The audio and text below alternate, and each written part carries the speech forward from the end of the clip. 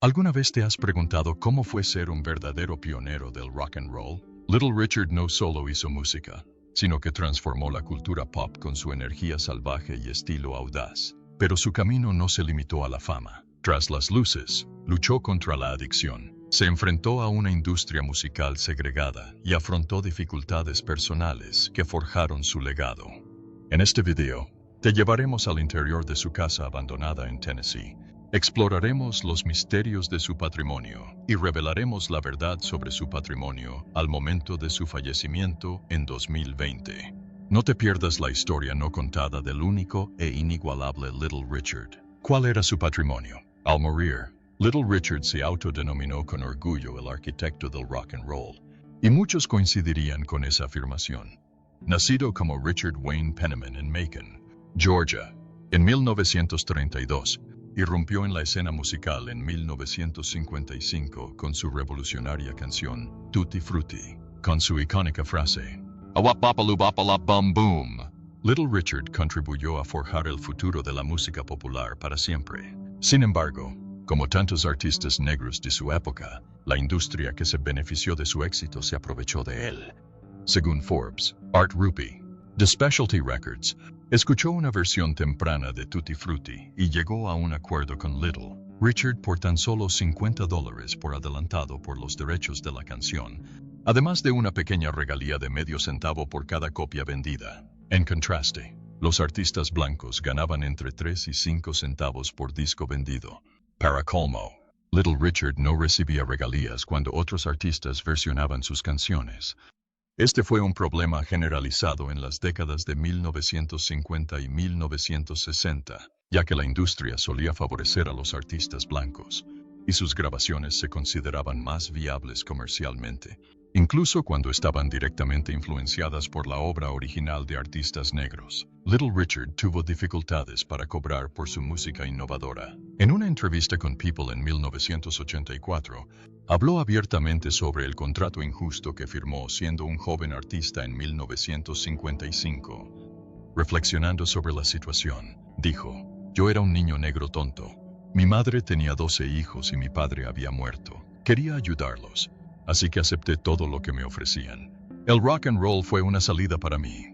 El artículo también arroja luz sobre algunas de las duras realidades que enfrentó, incluyendo su arresto por su apariencia extravagante y su cabello largo. Los dueños de los clubes solían pagarle con armas sobre la mesa, probablemente para disuadirlo de quejarse de que le pagaban menos de lo debido. A pesar de estas dificultades, su impacto en el mundo de la música fue innegable.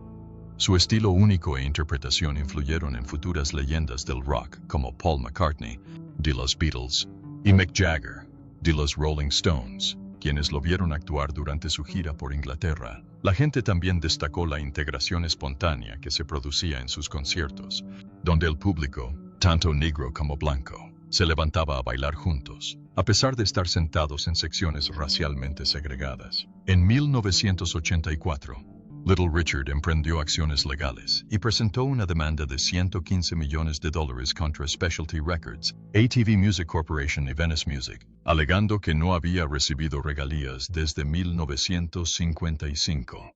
Documentos judiciales revelaron que su contrato de 1955 con Specialty le pagaba el 50% de las regalías a cambio de la propiedad de las canciones. Anteriormente, había demandado a la compañía en 1959, llegando a un acuerdo por $11,000 tras renunciar a su derecho a regalías. Al momento de su muerte, el patrimonio neto de Little Richard se estimaba en $40 millones según Celebrity Net Worth. Sin embargo, el abogado Michael B. Cohen explicó en su sitio web que Richard había llegado a acuerdos en efectivo cada vez que demandaba por sus derechos de regalías, lo que significaba que había perdido millones de dólares. Cohen también sugirió que la principal fuente de ingresos de Richard provenía de sus honorarios por actuaciones. El abogado de Little Richard, Arthur Pollock, argumentó que a Richard se le debían regalías por su música, explicando que, en este caso, el dinero que debería haber recibido por componer las canciones había ido a parar a las editoriales musicales y no se había recibido allí. Nunca ha visto nada de eso. Una breve mención en Billboard el 17 de mayo de 1986. informó que Richard había llegado a un acuerdo en su demanda por una cantidad no revelada. En un giro extraño, según informó Showbiz Cheat Sheet, Michael Jackson adquirió accidentalmente los derechos de las canciones de Little Richard en 1985. Cuando Jackson compró el catálogo de los Beatles por $47 millones, las canciones de Richard se incluyeron en el acuerdo. En una entrevista de 2004 con Rolling Stone, Little Richard reflexionó sobre esto diciendo: "Nunca he ganado dinero con la mayoría de esos discos. Y yo los hice. Michael Jackson ahora es dueño de los discos especiales. Me ofreció un trabajo en su editorial una vez para el resto de mi vida como escritor. En aquel momento, no lo acepté. Ojalá lo hubiera hecho ahora".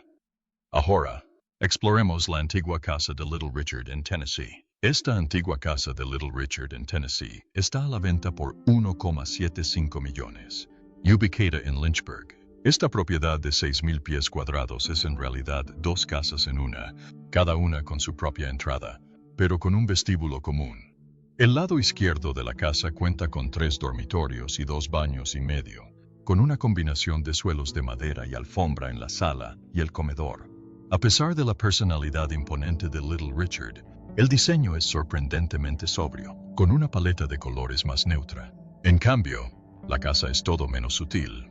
El lado derecho cuenta con 3 dormitorios, 2 baños y medio, y una vibrante paleta de azules, rosas, morados y fucsias, que refleja la vibrante personalidad de la leyenda del rock.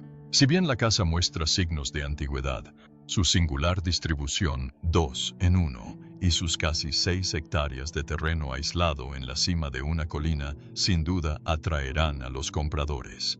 La propiedad ofrece mucha privacidad, perfecta para quienes buscan disfrutar de la naturaleza en paz.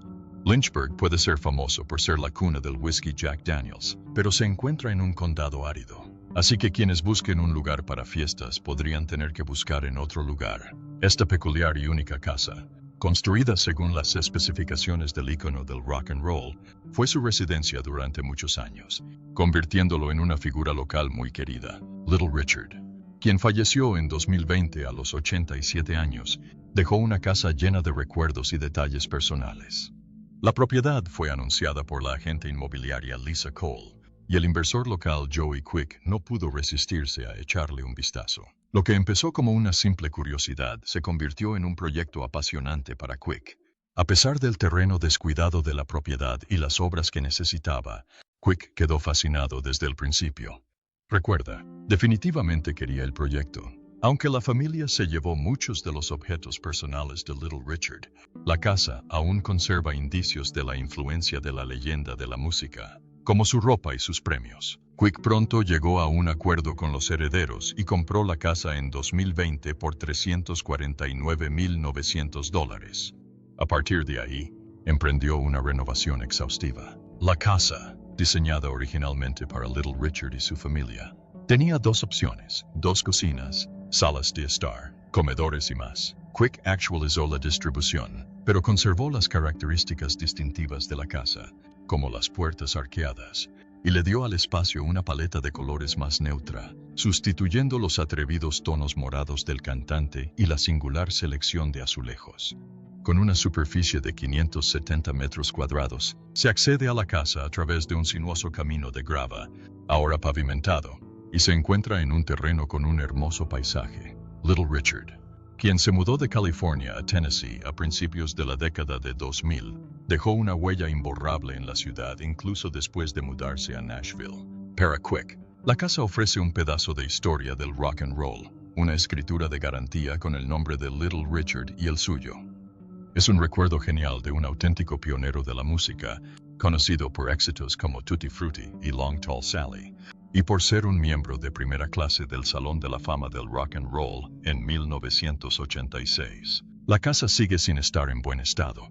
Según el nuevo propietario, la casa de Little Richard está cerrada indefinidamente.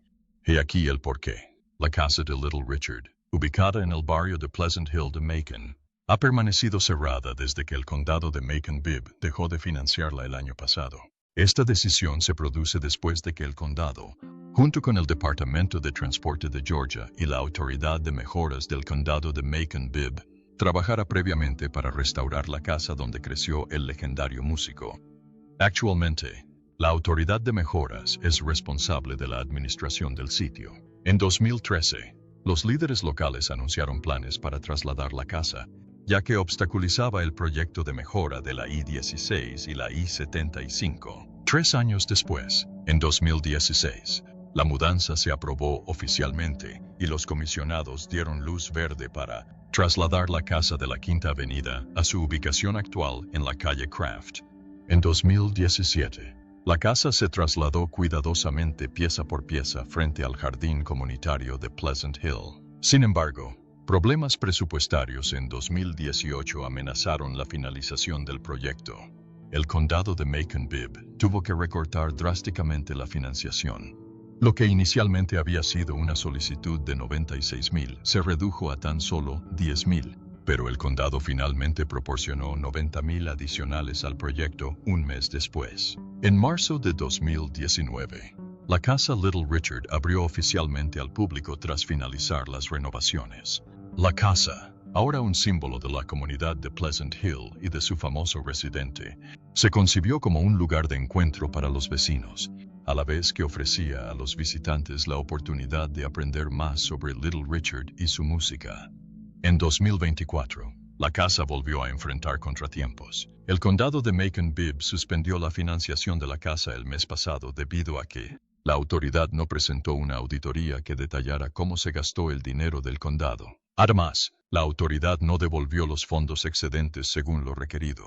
La autoridad, encabezada por la directora ejecutiva interina Leticia Woods, declaró que el cierre era necesario debido a la falta de claridad sobre el futuro del sitio y a la imposibilidad de costear la auditoría. El alcalde Lester Miller expresó su esperanza de que las auditorías se completaran pronto, lo que permitiría la reapertura de la casa. También aseguró al público que el condado trabajaría para garantizar que la casa siga siendo una opción para el vecindario de Pleasant Hill en el futuro. Little Richard cambió la música para siempre, pero el cantante luchó contra la adicción, una industria musical segregada y su propia sexualidad. Repasemos lo que ha sufrido a lo largo de su vida. Richard Wayne Penniman, conocido mundialmente como Little Richard, nació en Macon, Georgia, el 5 de diciembre de 1932. Fue el tercero de 12 hijos de Leva Mae y Charles Bud Penniman, su padre, albañil y diácono de iglesia. También regentaba un club nocturno llamado Tippin Inn y vendía aguardiente ilegal de contrabando. Su madre era una devota miembro de la Iglesia Bautista Nueva Esperanza de Macon. Aunque se suponía que se llamaría Ricardo, una confusión resultó en que lo llamaran Richard. Criado en el barrio de Pleasant Hill, en Macon, Richard creció en un hogar religioso. Su familia se mudó entre varias iglesias bautistas y pentecostales de la Iglesia Episcopal Africana Metodista, AME, y algunos familiares incluso se convirtieron en ministros. Richard se sintió atraído por las iglesias pentecostales, especialmente por su música animada y su adoración apasionada. A menudo recordaba cómo la gente de su comunidad cantaba canciones gospel durante todo el día, durante los difíciles tiempos de segregación para animarse. Había tanta pobreza, tantos prejuicios en aquellos tiempos, dijo una vez, y la gente cantaba para conectar con Dios y liberarse de sus cargas. Desde pequeño, Richard era conocido por su potente voz y su carácter travieso. Su familia le apodó Lil Richard debido a su complexión pequeña y delgada. Era un bromista que solía causar problemas con sus vecinos. Richard comenzó a cantar en la iglesia y a tomar clases de piano desde pequeño, y desarrolló una voz potente y resonante que a veces le trajo problemas. Recordó que una vez le dijeron que dejara de cantar en la iglesia porque su voz era demasiado fuerte y potente, lo que le valió el apodo de Warhawk. De niño, a Richard le encantaba componer música con cualquier cosa que encontrara. Solía golpear escalones, latas, bolas y sartenes mientras cantaba, para fastidio de sus vecinos. Sus influencias musicales provenían de leyendas del gospel como Brother Joe May, Sister Rosetta Tharpe, Mahalia Jackson y Marianne Williams. Inspirado por la increíble potencia vocal de Brother Joe May, Richard incluso consideró ser predicador. También atribuyó a los Clara Ward Singers la inspiración de uno de sus gritos característicos. Richard asistió a la preparatoria Hudson de Macon, donde no fue un estudiante destacado, pero logró aprender a tocar el saxofón alto y se unió a la banda de música de la escuela en quinto grado. Durante la preparatoria, trabajó a tiempo parcial en el auditorio de la ciudad de Macon, vendiendo Coca-Cola a los asistentes a los conciertos. Tuvo la oportunidad de ver a artistas famosos como Cab Calloway, Lucky Millinder y, sobre todo, a su ídolo, la hermana Rosetta Tharpe. Estas experiencias contribuyeron significativamente a forjar su amor por la música y la interpretación. En octubre de 1947, Richard, de 14 años, cantaba canciones de la hermana Rosetta Tharpe antes de una de sus actuaciones en el auditorio de Macon City cuando lo escuchó por casualidad. Impresionada, lo invitó a abrir su espectáculo esa noche. Tras la función, Tharpe le pagó, un gesto que inspiró a Richard a dedicarse profesionalmente al espectáculo.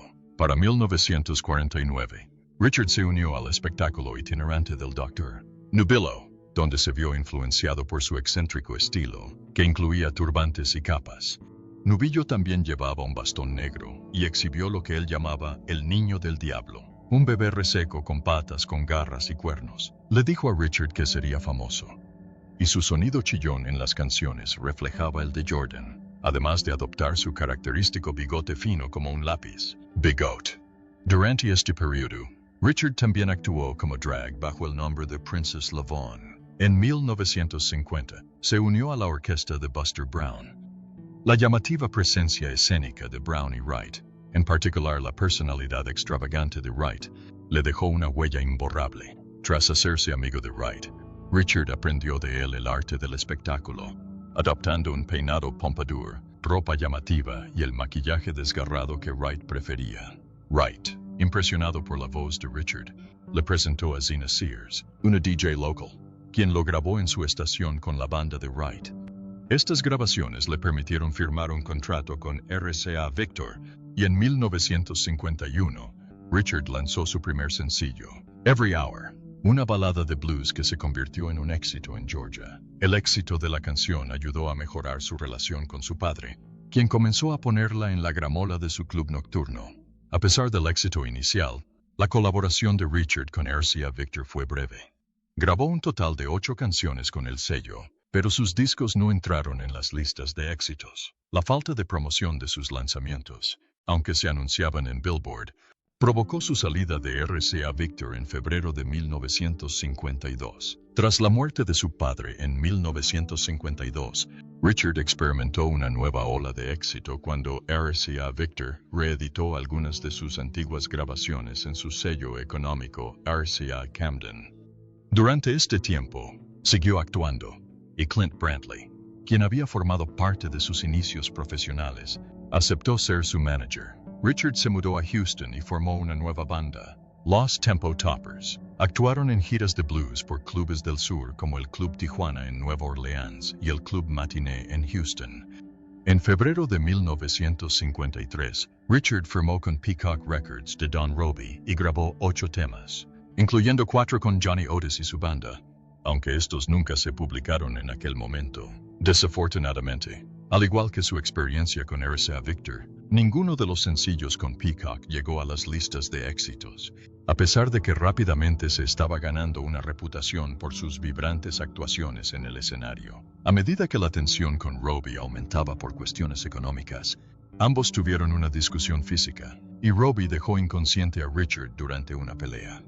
Frustrado con el negocio discográfico, Richard regresó a Macon en 1954, donde luchó contra la pobreza y consiguió un trabajo como lavaplatos en Greyhound Lines. Durante esta época, conoció a un artista extravagante cuya personalidad alocada en el escenario y su dinámica forma de tocar el piano influyeron enormemente en el estilo de Richard. Ese mismo año, Richard disolvió los Tempo Toppers y formó una nueva banda de rhythm and blues más dura llamada The Upsetters, que incluía al baterista Charles Connor y al saxofonista Wilbert Lee Diamond Smith. La banda siguió tocando, con Connor golpeando el bombo con tanta fuerza que imitaba el sonido de un contrabajo. En 1954, Richard se unió a una gira por el sur con Little Johnny Taylor. Más tarde, con el asesoramiento de Lloyd Price, envió una maqueta al sello de Price, Specialty Records, en febrero de 1955. Tras varios meses de espera, Richard finalmente recibió una llamada del sello. En septiembre de ese año, el dueño de Specialty, Art Rupe le prestó a Richard el dinero para rescindir su contrato con Peacock y comenzó a trabajar con el productor Robert Bumps Blackwell. Blackwell inmediatamente vio potencial en Richard, comparándolo con Ray Charles, aunque Richard le dijo que prefería el estilo de Fats Domino. Blackwell envió a Richard a Nueva Orleans para grabar en Los Legendarios. Una noche, frustrados por la falta de progreso, Blackwell y Richard decidieron relajarse en el club nocturno Dew Drop Inn. Fue allí donde Richard empezó a cantar un blues alborotado y subido de tono que había compuesto, titulado Tutti Frutti. Blackwell reconoció al instante su potencial de éxito y encargó a la compositora Dorothy Lobostri que reescribiera la letra, más explícita, para que fuera apta para la radio. Tutti Frutti se grabó en tan solo 3 tomas en septiembre de 1955 y se lanzó como sencillo en noviembre. Se convirtió en un éxito inmediato. Tras el éxito de Tutti Frutti, Little Richard lanzó una serie de éxitos, entre ellos Miss Anne, Slippin' and Slidin', Long Tall Sally, Lucille y Rip It Up. Pero no fue solo su música lo que llamó la atención. La vida personal de Little Richard lo hizo destacar aún más, con sus relaciones y su familia. Alrededor de 1956, Little Richard se involucró con Audrey Robinson, una estudiante universitaria de 16 años de Savannah, Georgia. A pesar de no ser fanático del rock and roll, Robinson y Richard congeniaron rápidamente. En su autobiografía de 1984, Richard afirmó haber invitado a otros hombres, incluido Buddy Holly, a tener encuentros sexuales con Robinson. Sin embargo, Robinson negó estas afirmaciones. Ella también rechazó su propuesta de matrimonio. Más tarde, se hizo conocida como Lee Angel, bailarina de striptease y socialite. Ambos volvieron a conectar en la década de 1960, pero su relación terminó de nuevo debido a los problemas de Richard con las drogas. Robinson apareció posteriormente en una entrevista en 1985 para The South Bank Show, donde negó la versión de Richard. También contó que Richard le pedía que le comprara comida en restaurantes de comida rápida solo para blancos, ya que no podía entrar debido a su raza. El único matrimonio de Richard fue con Ernestine Harvin, a quien conoció en una manifestación evangélica en octubre de 1957. Empezaron a salir ese año y se casaron el 12 de julio de 1959 en Santa Bárbara, California. Harvin recordó más tarde que su matrimonio empezó bien, con relaciones sexuales normales. Sin embargo, para cuando se divorciaron en abril de 1964, Harvin atribuyó la ruptura a las dificultades de vivir con la fama de Richard. Richard, por otro lado, alegó que el matrimonio terminó debido a su negligencia y a su sexualidad. Tanto Robinson como Harvin negaron las declaraciones de Richard sobre su sexualidad, y Richard creía que no lo sabían porque era un fanático de las drogas en aquellos tiempos. Durante su matrimonio, Richard y Harvin adoptaron a un niño de 1 año llamado Danny Jones, a quien conocieron por un antiguo compañero de la iglesia. Richard mantuvo una estrecha relación con Danny, quien posteriormente trabajó como uno de sus guardaespaldas. Harvin finalmente se volvió a casar con MacDonald Campbell. Sexualidad. En 1984, el pequeño Richard reflexionó sobre su infancia y explicó que a menudo se burlaban de él por sus gestos, incluyendo su forma de caminar y hablar. Dijo que fue objeto de bromas crueles sobre su sexualidad y que su padre lo castigaba severamente cada vez que usaba el maquillaje o la ropa de su madre. Richard admitió que, de adolescente, tuvo relaciones sexuales tanto con hombres como con mujeres. Debido a su comportamiento afeminado, su padre lo echó de casa cuando tenía tan solo 15 años. En una entrevista de 1985 en el South Bank Show, Richard recordó: "Mi papá me echó de casa. Dijo que quería 7 hijos varones y que yo lo había echado a perder por ser gay". A los 20 y pocos años, Richard se involucró en el voyeurismo. Una amiga lo llevaba a recoger hombres que le permitían verlos tener sexo en el asiento trasero de los autos. Su comportamiento llamó la atención de la policía de Macon, y en 1955, Richard fue arrestado por conducta sexual inapropiada. Pasó 3 días en la cárcel y se le prohibió temporalmente actuar en la ciudad. A principios de la década de 1950, Richard conoció al músico abiertamente gay Billy Wright, quien contribuyó a forjar su icónico look. Wright animó a Richard a usar maquillaje desgarrado y a llevar el pelo recogido en un pompadour largo, que se convirtió en parte de su estilo característico. Richard también hacía que su banda, The Upsetters, usara maquillaje para facilitar su entrada a locales predominantemente blancos. Más tarde explicó que el maquillaje hacía menos probable que los hombres blancos asumieran que buscaba mujeres blancas, y disfrutaba de la extravagancia que le proporcionaba. Su distintiva apariencia seguía atrayendo a fans femeninas, algunas de las cuales le enviaban fotos desnudas e información de contacto. A lo largo de su carrera, la vida personal de Richard estuvo marcada por un interés constante en el voyeurismo y el sexo en grupo.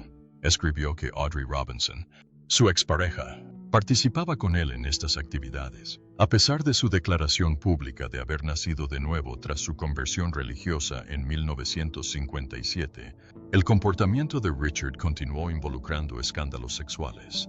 Fue expulsado del Oakwood College tras exhibirse ante un estudiante, incidente que fue denunciado al padre del estudiante. En 1962, fue arrestado por espiar a hombres en los baños públicos de una estación de autobuses de Trailways en Long Beach, California. En una aparición en 1982 en Late Night with David Letterman, Richard habló sobre su sexualidad y dijo: "Dios me dio la victoria. Ya no soy gay, pero, bueno, lo fui toda mi vida. Creo que fui de los primeros en salir del closet. Pero Dios me hizo saber que Él creó a Adán para estar con Eva, no con Steve. Así que le entregué mi corazón a Cristo". En su autobiografía de 1984, describió la homosexualidad como antinatural y contagiosa, pero también afirmó ser omnisexual. En una entrevista de 1995 con Penthouse, Richard reafirmó que siempre había sabido que era gay, diciendo: "He sido gay toda mi vida". Sin embargo, en 2007, la revista Mojo se refirió a él como bisexual. En octubre de 2017, Richard volvió a denunciar la homosexualidad en una entrevista con la Christian Three Angels Broadcasting Network, calificando tanto la homosexualidad como las identidades transgénero de afecto antinatural, y afirmando que contradecían la forma en que Dios quiere que vivamos. Consumo de drogas. Durante sus primeros años en la escena del rock and roll de la década de 1950, Richard era conocido por su compromiso con un estilo de vida limpio, evitando el alcohol, los cigarrillos y las drogas. Incluso se opuso firmemente al consumo de sustancias de sus compañeros de banda, a menudo multando a quienes incurrían en estos hábitos. Sin embargo, a mediados de la década de 1960, las decisiones personales de Richard comenzaron a cambiar. Empezó a beber en exceso y a experimentar con cigarrillos y marihuana. Para 1972, Richard había desarrollado una dependencia a la cocaína, algo sobre lo que más tarde reflexionó con humor, diciendo: "Deberían haberme llamado Lil Cocaine". Estaba esnifando mucho de eso. Con el paso de los años, sus problemas con las sustancias se agravaron, y para 1975, también consumía heroína y PCP, comúnmente conocido como polvo de ángel. Estos hábitos empezaron a afectar su carrera y su vida personal. Mirando hacia atrás, dijo: "Perdí la razón". Richard reconoció que su adicción a la cocaína, la PCP y la heroína le costaba hasta $1,000 al día. También recordó un momento particularmente aterrador en 1977, cuando su viejo amigo Larry Williams, abrumado por sus propios problemas con las drogas, apareció con una pistola y lo amenazó por una deuda de drogas. Richard describió ese momento como el más aterrador de su vida, reflexionando sobre su profunda amistad a pesar del peligro de la situación. Ese mismo año, Richard enfrentó pérdidas personales devastadoras, incluyendo la muerte de su hermano Tony por un infarto, el disparo accidental de su sobrino, a quien consideraba un hijo, y el trágico asesinato de 2 amigos cercanos. Estos eventos traumáticos llevaron a Richard a tomar una decisión que le cambió la vida. Dejó las drogas, el alcohol y el rock and roll, retomando su fe y retomando el ministerio. Religión. La familia de Richard tenía fuertes raíces en el cristianismo evangélico, con varios parientes, entre ellos 2 tíos y un abuelo, predicando en las tradiciones bautista y episcopal metodista africana. También participó activamente en las iglesias pentecostales de Macon, a las que amaba por su música animada, sus alabanzas dinámicas, sus danzas en el Espíritu Santo y su don de lenguas. Influenciado por estas experiencias, Richard Con tan solo 10 años, empezó a proclamarse sanador, cantando música gospel a enfermos y ofreciendo oraciones. Muchos expresaban sentirse mejor después, a veces incluso dándole dinero en agradecimiento. Se inspiró en la obra del evangelista cantante, el hermano Joe May, y durante un tiempo aspiró a seguir sus pasos como predicador. En 1957, tras una transformación espiritual, Richard se matriculó en Oakwood College, una universidad adventista del séptimo día de mayoría negra en Huntsville, Alabama, para estudiar teología. Durante este tiempo, adoptó un estilo de vida vegetariano, en consonancia con su nuevo compromiso religioso. En 1970, fue ordenado ministro y, para 1977, reanudó sus actividades evangélicas. Richard representó a Memorial Bibles International y promovió su Biblia de la herencia negra, que destacaba las numerosas figuras negras en la Biblia. Su predicación se centró en la unidad y en difundir el amor de Dios a personas de todas las razas, fomentando el arrepentimiento y la renovación espiritual. La fe de Richard siguió siendo una parte fundamental de su vida, especialmente tras el fallecimiento de su madre, Leva May, en 1984. Antes de su fallecimiento, le prometió que se mantendría fiel a sus creencias cristianas. A lo largo de las décadas de 1980 y 1990, Richard ofició numerosas bodas de famosos, incluyendo una ceremonia en 2006, donde casó a 20 parejas que habían ganado un concurso. Su profundo conocimiento espiritual también lo llevó a hablar en los funerales de leyendas de la música como Wilson Pickett y Ike Turner. En 2009, en un concierto benéfico para ayudar a reconstruir los parques infantiles destruidos por el huracán Katrina, Richard invitó a Fats Domino, el invitado de honor, a orar con él. Él y su equipo distribuyeron folletos inspiradores a los asistentes, una tradición en sus conciertos. En 2012, Richard compartió sus reflexiones sobre la espiritualidad con el público en el Teatro Howard de Washington, D.C., instándolos a acercarse al Señor mientras el mundo parecía acercarse a su fin. Al año siguiente, profundizó en sus creencias espirituales, afirmando que Dios le había hablado y le había dicho que el mundo se acercaba a su fin. Mientras algunos espectadores se reían de su mensaje apocalíptico, otros lo apoyaban con vítores. Richard respondió a las risas, enfatizando que su fe no era ninguna broma.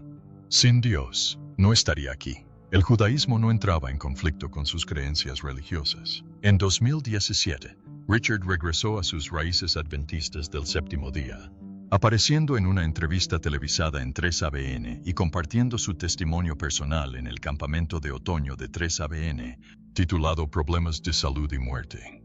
En octubre de 1985, tras terminar Lifetime Friend, Richard regresó de Inglaterra para aparecer como invitado en Miami Vice. Poco después de la grabación, sufrió un accidente automovilístico en West Hollywood, donde estrelló su deportivo contra un poste de teléfono. El accidente le dejó la pierna derecha rota, costillas rotas y lesiones en la cabeza y la cara.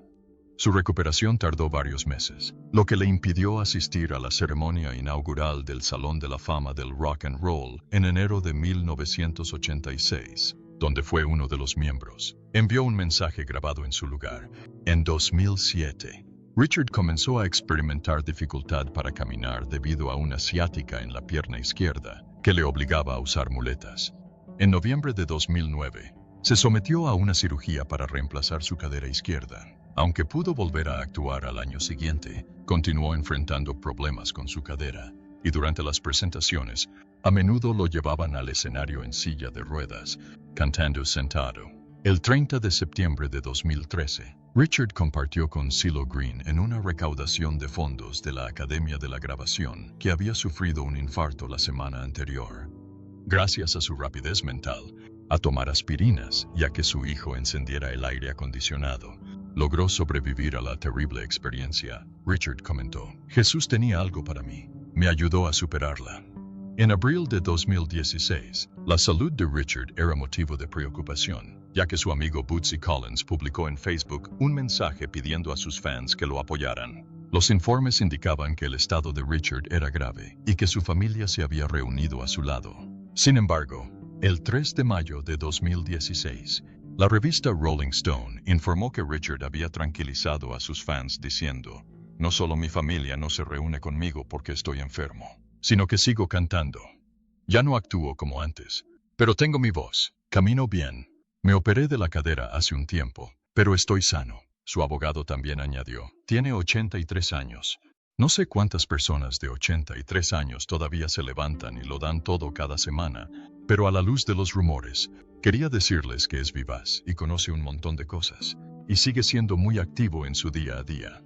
Aunque Richard continuó cantando a sus 80 años, se mantuvo alejado de los escenarios. Richard falleció el 9 de mayo de 2020, tras 2 meses de enfermedad, a los 87 años, en su casa de Tullahoma, Tennessee, debido a complicaciones relacionadas con un cáncer de huesos. Estuvo rodeado de su hermano, hermana e hijo en sus últimos momentos.